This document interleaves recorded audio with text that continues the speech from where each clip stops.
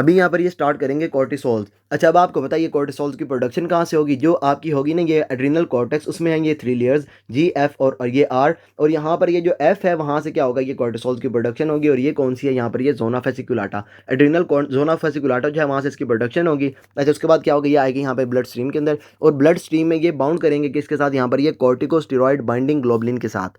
अच्छा, इसके बाद इसके ना यहाँ पे सबसे पहले देखते हैं कि इसके एक्सिस को। अच्छा, इसमें मैंने आपको ये लास्ट में सारा बता दिया कि क्या होगा, यहाँ पर जो हाइपोथैलेमस है वहाँ से आपके जो है ना ये एक्सिस स्टार्ट हो रहे होंगे। इसमें क्या होगा, यहाँ पर अगर बात करेंगे ना कॉर्टिसोल की, तो वहाँ पर जो आपका हाइपोथैलेमस है इसमें एक न्यूक्लियस है हमारे यहाँ पे, ये पैरावेंट्रिकुलर न्यूक्लियस। और वहाँ से क्या होगा, यहाँ से प्रोडक्शन होगी ये CRH की। और ये जो CRH है यहाँ से जाएगा यहाँ पर एंटीरियर पिट्यूटरी में, और एंटीरियर पिट्यूटरी में जो पड़े होंगे कॉर्टिकोट्रॉफ्स, उनको जाके ये स्टिमुलेट करेगा, और वो क्या करेंगे, यहाँ से प्रोडक्शन करवाएंगे यहाँ पर ये ACTH की। अच्छा, ये भी मैंने आपको इसके अंदर लास्ट में बता दिया था कि आपकी जो होती है ना ये ACTH, ये कहाँ से आता है? ये आता है यहाँ पर ये प्रो ओपियो मिलानोकॉर्टिन से। और यहाँ से ये आपने इसके अंदर याद रखनी है ये 3 चीज़ें, एक ये ओपियो, फिर ये मिलानो और ये कॉर्टिन। इसमें क्या होता है, यहाँ से एक प्रोडक्शन होती है यहाँ पर ये एंडोर्फिन की, ओपियो से आपके यहाँ पे एंडोर्फिन, इसके बाद ये मिलानो से यहाँ पर ये मिलानोसाइट स्टिमुलेटिंग हार्मोन, और तीसरा यहाँ पर ये कॉर्टिन, यहाँ से प्रोडक्शन होगी ये ACTH की। अच्छा, इसमें इसकी इंपॉर्टेंस क्या है? क्योंकि जब आपका जो पेशेंट है उसके अंदर ये ACTH ज़्यादा प्रोड्यूस होगा, तो उसमें क्या होगा, यहाँ पर ये प्रो ओपियो मिलानोकॉर्टिन जो है ये ज़्यादा यहाँ पर जो है ये कन्वर्ट हो रहा होगा, एंडोर्फिन ज़्यादा बनेंगे, यहाँ पर ये MSH ज़्यादा बनेगा। अच्छा, यहाँ से क्या होगा, ये जो आपका है ना ये मिलानोसाइट स्टिमुलेटिंग हार्मोन, ये नीचे जाएगा और जाके आपके जो मिलानोसाइट्स हैं इनको जाके ये स्टिमुलेट करेगा। जब मिलानोसाइट स्टिमुलेट होंगे तो जो पेशेंट है उसके अंदर ये डार्कनिंग ऑफ जो स्किन है ये आपको नजर आ रही होगी। ये आपने इसके अंदर याद रखना, जब ACTH ज़्यादा प्रोड्यूस होगा तो उसमें क्या होगा, अगर तो आपकी ये जो कॉज है ये आपकी स्टार्ट हो रही है कहाँ से, आपकी ये पिट्यूटरी से, तो उस केस में क्या होगा, यहाँ पे आपका जो पेशेंट है उसके अंदर आपको डार्कनिंग ऑफ स्किन जो है ये आपको नज़र आ रही होगी। बाद में हम देखेंगे एड्रिनल इनसफिशिएंसी। उसमें क्या होता है, आपका जो एड्रिनल ग्लैंड है ये काम नहीं कर रहा होता, उसमें क्या होता है, पीछे से ACTH ज़्यादा प्रोड्यूस हो रहा था, तो उसमें क्या होगा, यहाँ पर ये जो MSH है ये भी ज़्यादा प्रोड्यूस होगा, मिलानोसाइट ज़्यादा स्टिमुलेट होंगे, तो उसमें आपको ये डार्कनिंग ऑफ स्किन जो है ये भी नज़र आ रही होगी। इसी तरीके से जो कुशिंग सिंड्रोम है, अगर आपका जो पेशेंट है उसके अंदर है ये कुशिंग डिजीज़, उसमें क्या होता है, आपके जो होता है ना ये जो पेशेंट उसके अंदर होता है ये पिट्यूटरी ट्यूमर, और वो क्या करता है ACTH की प्रोडक्शन को ज़्यादा करवा रहा होता है। अच्छा, उस केस में भी क्या होगा, आपका जो पेशेंट है उसके अंदर आपको ये डार्कनिंग ऑफ स्किन जो है ये नज़र आ रही होगी। अच्छा, ये चीज़ तो सिंपल हो गई। अब आपने सिंपल ये याद रखना, जब यहाँ पर आपका जो पिट्यूटरी है ये ACTH की ज़्यादा प्रोडक्शन करवाएगा, तो उसमें क्या होगा, यहाँ पर ये जो MSH है ये भी ज़्यादा प्रोड्यूस होगा, और जो पेशेंट है उसके अंदर आपको डार्कनिंग ऑफ स्किन नजर आएगी। अच्छा, ये जो आपका ACTH प्रोड्यूस हो गया, इसके बाद क्या होगा, ये जाएगा नीचे आपके यहाँ पर ये एड्रिनल कॉर्टेक्स के पास, और वहाँ पर ये जाके क्या करवाएगा, यहाँ पर जो F और जो आपकी R लेयर है ना, ये फेसिकुलाटा और ये आपकी रेटिकुलरिस, इनमें ये क्या करेगा, वहाँ पर जाके स्टिमुलेशन देगा, और यहाँ से क्या होगा, यहाँ से प्रोडक्शन होगी कॉर्टिसोल्स की, और यहाँ से प्रोडक्शन होगी एंड्रोजन्स की। अच्छा, ये हो गया इसके अंदर। अभी यहाँ पर मैंने ये आपको लास्ट में बता दिया था कि यहाँ पर क्या होगा, ये जो कॉर्टिसोल्स हैं यही क्या करेंगे, इसको वहाँ पे ये नेगेटिव जो है ना ये बाद में नेगेटिव फीडबैक दे रहे होंगे। अच्छा, इसमें क्या होगा, ये जो कॉर्टिसोल्स प्रोड्यूस होंगे ये क्या करेंगे, पीछे आएंगे, और यहाँ पर आके ये क्या करेंगे, एंटीरियर पिट्यूटरी में जो आपके वहाँ पे ACTH की प्रोडक्शन है इसको वहाँ पे इनहिबिट करवा रहे होंगे। इसी तरीके से ये पीछे की तरफ आपका जो हाइपोथैलेमस है उसमें ये जो पैरावेंट्रिकुलर न्यूक्लियस है इसको वहाँ पे इनहिबिट करवा के जो CRH है इसके वहाँ पे प्रोडक्शन को इनहिबिट करवा रहे होंगे। अच्छा, इसके बाद यहाँ पर एक और है, वो ये कि स्ट्रेस और जो सर्केडियन रिज्म है ये दोनों क्या करते हैं, आपका जो पेशेंट है उसके अंदर ये हाइपोथैलेमस को स्टिमुलेट करवा के वहाँ पे CRH की प्रोडक्शन को ज़्यादा करवाएंगे, और उससे क्या होगा, जो पेशेंट है उसके अंदर ये कॉर्टिसोल जो है इसकी प्रोडक्शन ज़्यादा हो रही होगी। अच्छा, यहाँ पर एक चीज़ याद रखनी है, ये स्ट्रेस जब आपका जो पेशेंट है उसके अंदर ये क्रॉनिक स्ट्रेस चल रही होगी, तो उसमें क्या होगा, आपका जो पेशेंट है उसके अंदर ये प्रोलॉन्ग जो है ये कॉर्टिसोल की सिक्रीशन आपको नज़र आ रही होगी। अच्छा, इसके बाद ना ये बाकी बात मैं आपको बताता हूँ, अभी के लिए एक और देख लें, वो ये कि सर्केडियन रिदम क्या चीज़ है। अच्छा, इसमें क्या होता है, ये जो आपका होता है ना ये कॉर्टिसोल, ये आपके ऐसा नहीं होता कि सारा दिन ये प्रोड्यूस हो रहे होते हैं, ये आपके सर्केडियन रिदम जो है उसके अंदर ये प्रोड्यूस हो रहे होते हैं। और इसमें भी क्या, ये जो आपके होता है ना ये इसकी जो पीक है ये आपको हाईएस्ट कब नजर आती है, अर्ली मॉर्निंग के अंदर। अच्छा, इसके बाद जो है इसकी ये लोएस्ट पीक कब होगी, जब आपका जो पेशेंट है उसने करनी है स्लीप, तो स्लीप से 1 घंटा पहले जो उसकी है ना ये जो कॉर्टिसोल है इसके वहाँ पे प्रोडक्शन आपकी लोएस्ट होगी। अच्छा, इसके बाद यहाँ पर जो है ना, अगर आपने जो पेशेंट है उसको वहाँ पे आपने ये टेस्ट करना है कि पेशेंट जो है उसके अंदर ये कॉर्टिसोल ज़्यादा प्रोड्यूस हो रहे हैं या फिर आपके वहाँ पे कम प्रोड्यूस हो रहे हैं, तो हम यहाँ पर एक जगह से ना ये वैल्यू निकाल के हम वहाँ पे नहीं देख सकते, क्योंकि क्या है, यहाँ पर ये आपका सर्केडियन रिदम है। दिन में आपके जब ये देखेंगे ना अर्ली मॉर्निंग, तो ये इसका लेवल जो है ये बहुत ज़्यादा होता है, और नाइट के टाइम पर यहाँ पर ये कम होता है। तो अब हम क्या करते हैं, जब हमने पेशेंट को ये डायग्नोज करना होता है ना, ये पेशेंट के अंदर कॉर्टिसोल ज़्यादा प्रोड्यूस हो रहे हैं या फिर कम प्रोड्यूस हो रहे हैं, तो हम उसके केस में क्या करवाते हैं, पेशेंट के अंदर करवाते हैं 24 आवर यूरिन। उसमें हम क्या करते हैं, यूरिन जो है पेशेंट का लेते हैं 24 आवर, और उसके अंदर हम ये जो कॉर्टिसोल होते हैं ना, ये हम वहाँ पे देख रहे होते हैं। अच्छा, ये चीज़ क्लियर होगी। इसमें ये एक आपने याद रखना है, यहाँ पर ये सर्केडियन रिदम, उसके बाद ये जो आपकी है ना ये स्ट्रेस, क्रोनिक स्ट्रेस जो है वो क्या करवाएगी पेशेंट के अंदर, ये हाइपोथैलेमस को स्टिमुलेट करवा के जो आपका CRH है उसको वहाँ पे प्रोडक्शन को ज़्यादा करवाएगी, और यहाँ से जो पेशेंट है उसके अंदर ये कॉर्टिसोल की प्रोडक्शन ज़्यादा हो रही होगी। अच्छा, ये हो गई यहाँ पर ये रेगुलेशन। यहाँ पर क्या होगा, जो पेशेंट है उसके अंदर ये CRH प्रोड्यूस होगा फ्रॉम आवर हाइपोथैलेमस, और ये क्या रहेगा, आपके जो ACTH है उसको स्टिमुलेट करवा के उसको वहाँ पे रिलीज़ करवाएगा पिट्यूटरी से, और वहाँ के उसके उसके बाद क्या होगा, ये आ जाएगा नीचे हमारे यहाँ पे ये एड्रिनल ग्लैंड के पास, और वहाँ से कॉर्टिसोल की प्रोडक्शन होगी इन जोना फेसिकुलाटा। अच्छा, इसके बाद यहाँ पर जो एक्सेस कॉर्टिसोल है ये क्या करेगी, यहाँ पर ये जो CRH इसके वहाँ पे प्रोडक्शन को कम करवाएगी, ACTH की प्रोडक्शन को कम करवाएगी, और उसके बाद ये जो कॉर्टिसोल्स है इसकी सिक्रीशन को भी कम करवा रही होगी।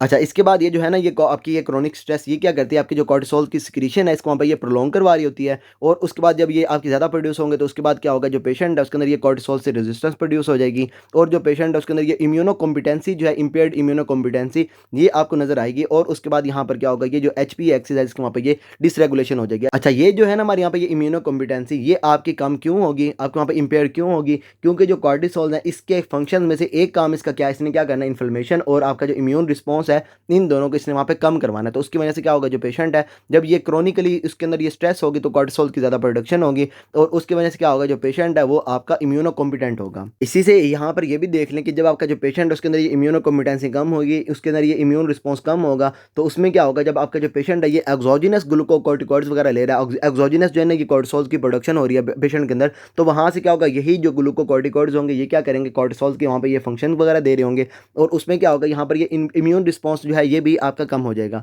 और उसकी वजह से क्या होगा, जो पेशेंट है उसके अंदर ये रीएक्टिवेशन ऑफ TB, और उसके बाद ये जो कैंडिडियासिस है ये आपको वहाँ पे नजर आ रही होगी, और ये क्या करवा रहे होते हैं, आपका जो होता है ना इंटरल्यूकिन 2 उसके वहाँ पे प्रोडक्शन को आप जो है ना इनहिबिट करवा रहे होते हैं।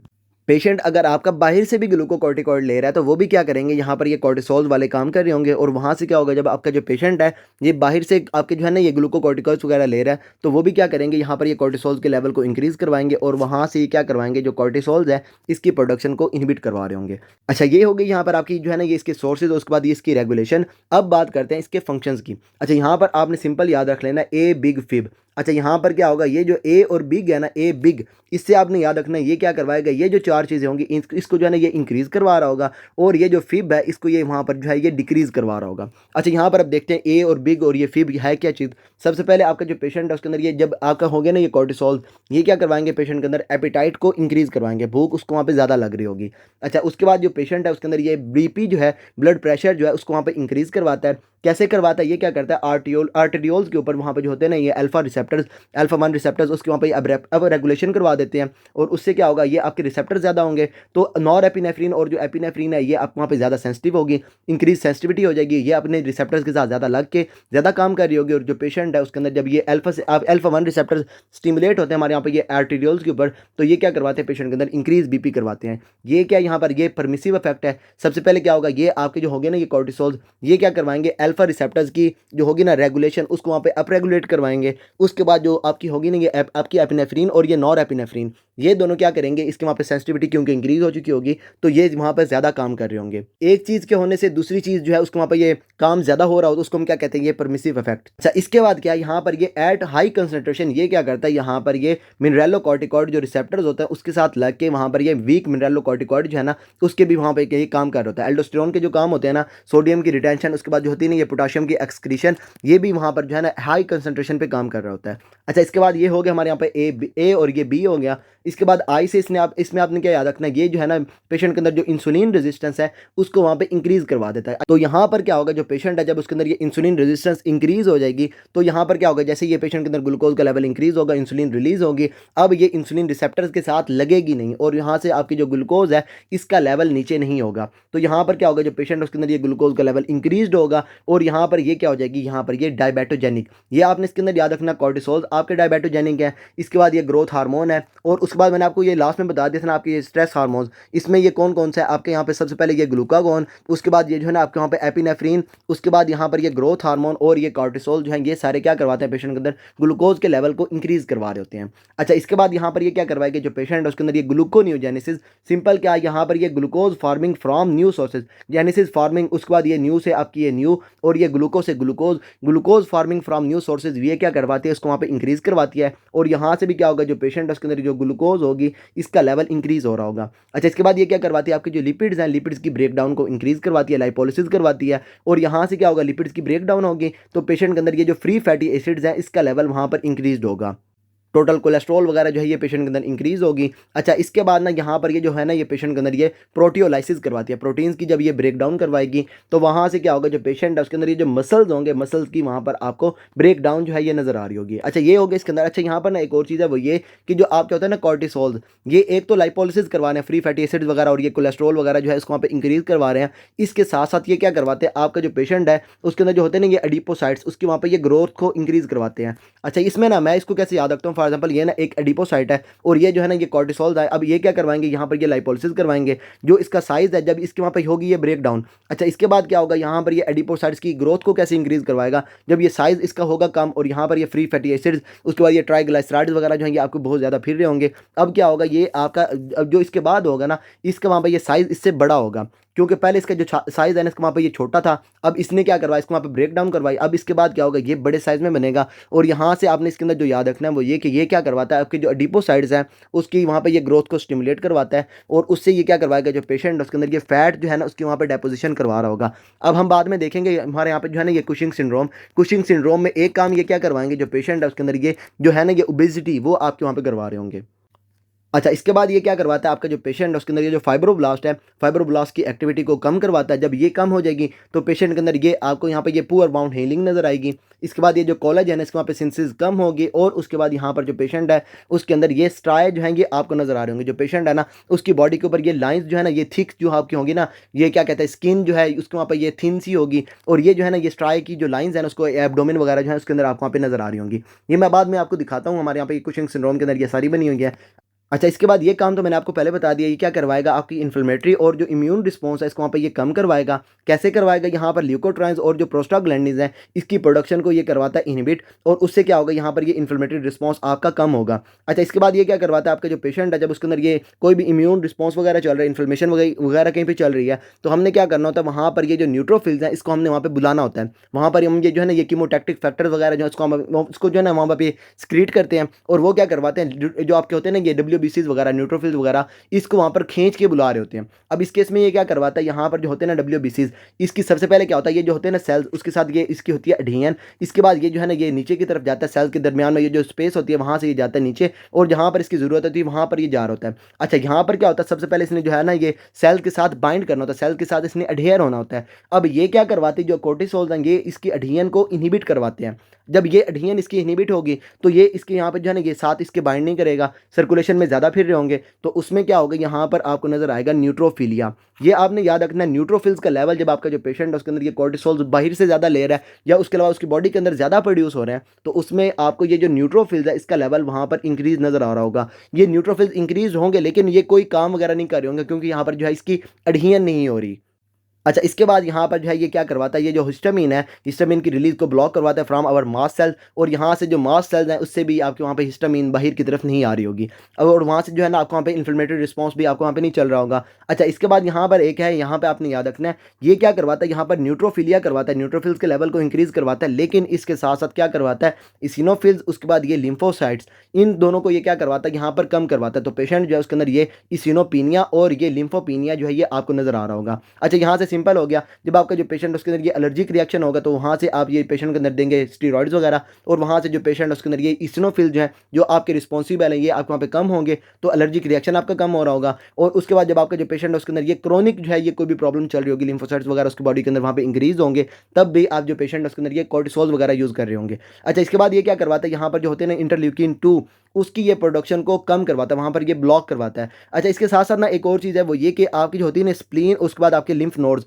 उसके अंदर ये क्या करवाता है, ये जो लिम्फोसाइट्स है इसके वहाँ पर सिक्वेस्ट्रेशन करवा देता है, वहीं पर ये रुके हुए होते हैं, बाहर की तरफ नहीं आते और उसकी वजह से भी आपका जो पेशेंट है उसके अंदर ये लिम्फोसाइट्स का लेवल आपको कम नजर आता है। तो लिम्फोपीनिया और इसिनोपीनिया आपने इसके अंदर याद रखना है और यहाँ पर न्यूट्रोफिलिया आपने याद रखना है, न्यूट्रोफिल्स इंक्रीज, इसिनोफिल कम, उसके बाद लिम्फोसाइट्स भी आपके कम।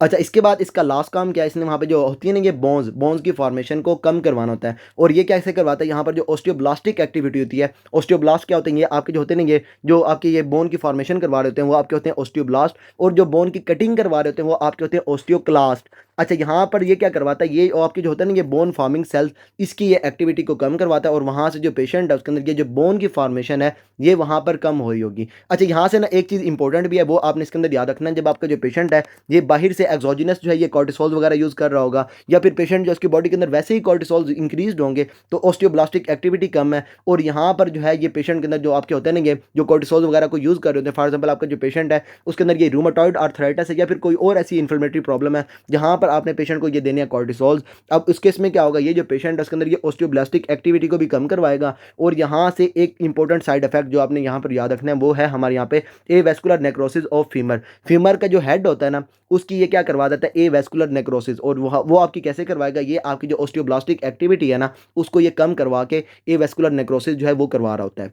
अच्छा, ये आपने लाज़मी याद रखना है, कॉर्टिसोल जब आपके वहाँ पे पेशेंट के अंदर ये ज़्यादा देर के लिए यूज़ कर रहा होगा तो वहाँ पर ये आपकी जो होती है ना ये एवेस्कुलर नेक्रोसिस ये आपकी हो रही होती है। बाद में हम करेंगे मस्कुलोस्केलेटन, इसके बाद फौरी जो है ना ये मस्कुलोस्केलेटन को ही करना है, और वहाँ पर ये एवेस्कुलर नेक्रोसिस को भी मैं आपको बाद में बता दूँगा। अच्छा, ये हो गया इसके अंदर। अच्छा, यहाँ पर जो आपने याद रखना है ए बिग फिब, यहाँ पर क्या होगा, ये सारे के सारे इंक्रीज़ होंगे, और ये जो फिब वाला है ये उसके फंक्शंस होंगे ये वहाँ पर ये कम करवा रहा होगा। यहाँ पर ये फाइब्रोब्लास्ट की एक्टिविटी, इन्फ्लेमेटरी रिस्पॉन्स और ये इम्यून रिस्पॉन्स और ये बोन की फॉर्मेशन कम होगी। इसके बाद जब बात करेंगे ये आपको पे एपेटाइट की, ब्लड प्रेशर की, इंसुलिन रेजिस्टेंस की, सॉरी, और उसके बाद ये जो है ना ये ग्लूकोनियोजेनेसिस, उसके बाद ये लाइपोलिसिस और ये प्रोटियोलाइसिस, इन सारों को क्या करवाता है, वहाँ पर इंक्रीज़ करवाता है। और बाकी आपने जो इसके अंदर एक और चीज़ याद रखनी है वो ये कि जब आपका जो पेशेंट है उसके अंदर ये एसीटीएच की प्रोडक्शन ज़्यादा होगी तो वहाँ से एमएसएच जो है ये भी ज़्यादा प्रोड्यूस होगा, और यहाँ से आपको नजर आएगी डार्कनिंग ऑफ स्किन। अच्छा, उसके बाद आपने इसके अंदर याद रखना है जब आपका जो पेशेंट है उसके अंदर ये क्रोनिक स्ट्रेस चलेगी तो क्रोनिक स्ट्रेस क्या करवाएगी, कॉर्टिसोल्स की सिक्रीशन को इंक्रीज़ करवाएगी, और वहाँ से क्या होगा, जो आपका जो पेशेंट है